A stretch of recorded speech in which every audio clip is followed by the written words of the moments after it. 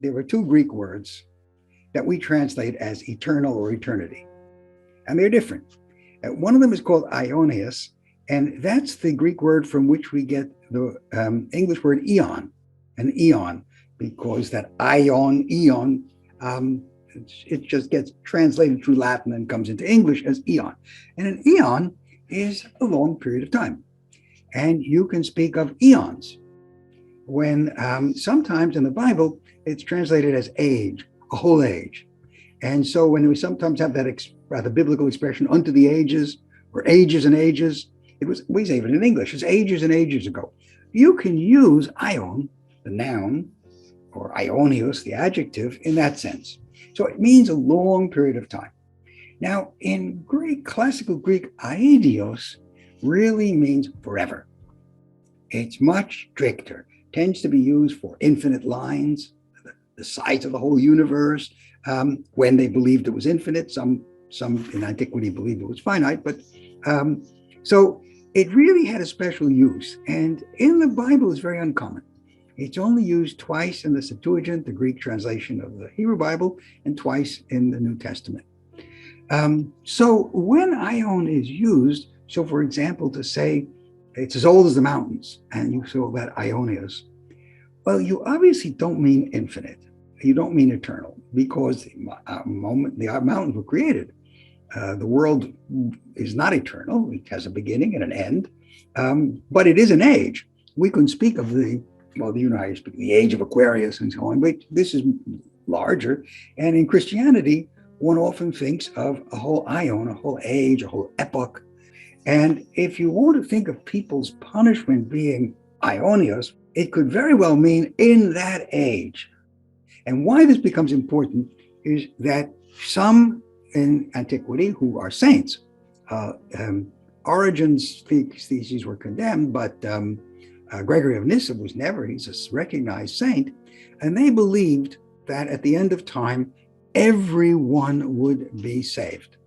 They call it universal salvation, and everyone would be saved. They believe this for various reasons, among others, that Paul says at the end of time, there will be no evil in the world. And how could you have no harm, nothing bad happening when people are suffering eternal punishment? There are other reasons. A human being is a finite creature. How could a finite creature commit an infinite sin? Or again, God's love would presumably override all sins eventually. That was the argument that Ilaria Ramelli and I developed in that book, distinguishing between these two terms. And once we had done this to our satisfaction in the Bible, we looked to see how later ancient readers understood it, which made sense because it was their native language, they were close to it. We're looking at the church fathers. And we found that there was not just Gregory of Nyssa and Origen, but others too seemed to recognize the difference.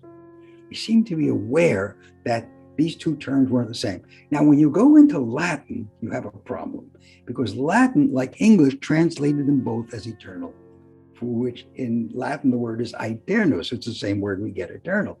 And so Latin readers reading the same word weren't attuned the way Greek readers were to the difference.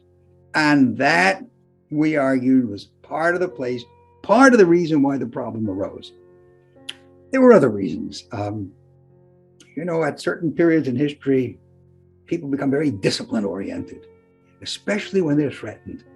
And toward the end of the Roman Empire, with foreigners capturing Rome, people upset about dangers, you get stricter. It's happened in history. And so even those theologians who didn't believe in eternal punishment would sometimes say, yeah, but it's a good idea to let people think it happens this way, because this way will prevent them really from committing sins. And we're doing it for their own good. But we ourselves know better. So it gets complicated, and that's what we tried to show. Here is a point of difference between myself and my colleague. She claims that Aionios does sometimes mean really eternal, but only when the word is applied to God.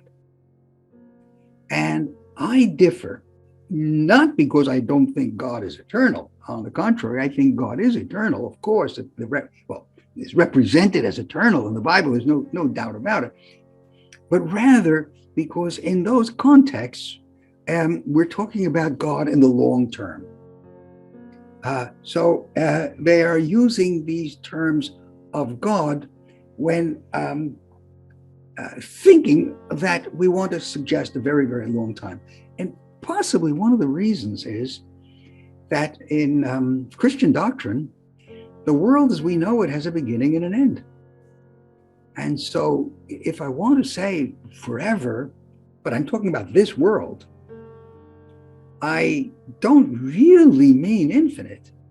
Now, there are mysteries here because when you're talking about things outside of time, everything is different. And the theologians were very aware of this. And the same for after time. So when you're speaking of God's actions in this world, it's appropriate to say in our period of time. And that's why I think Aionios is applied then. You can't say that God lasts for infinite time if time itself has a beginning and an end.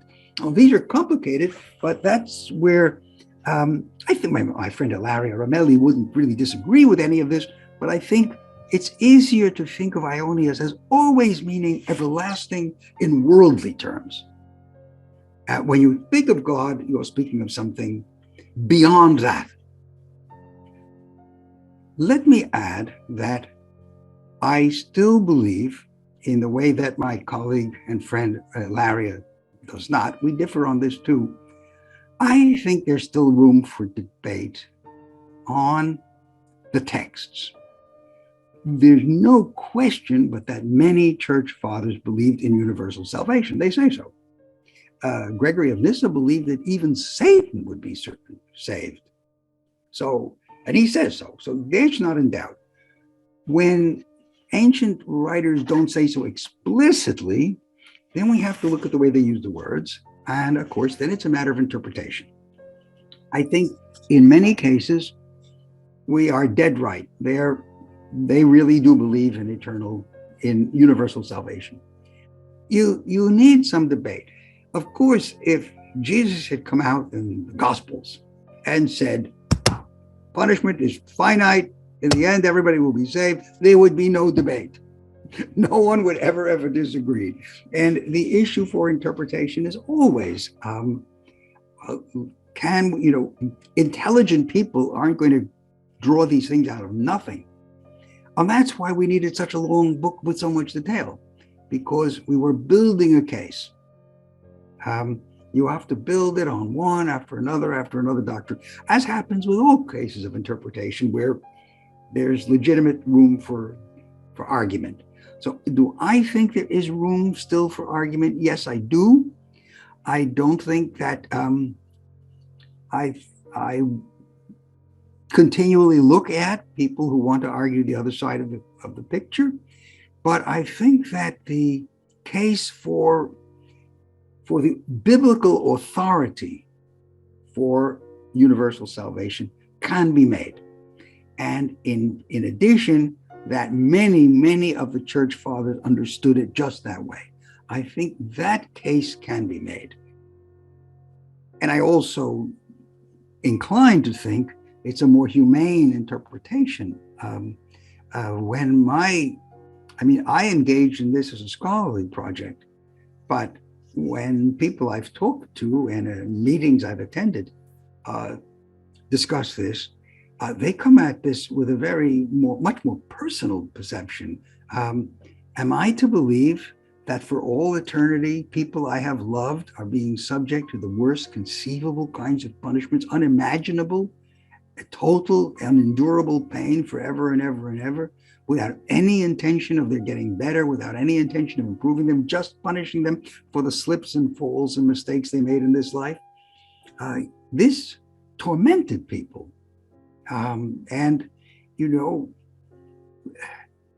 These are people who live their faith, who take it seriously. And when they are taught this doctrine, it's not just Sunday school. It sinks deep into the heart, and it stressed them deeply in their lives.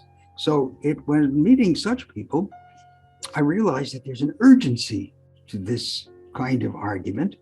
And even if they have perhaps not final proof, but good reason to believe that their religion is compatible with this conception of human salvation, they can go about their lives happier.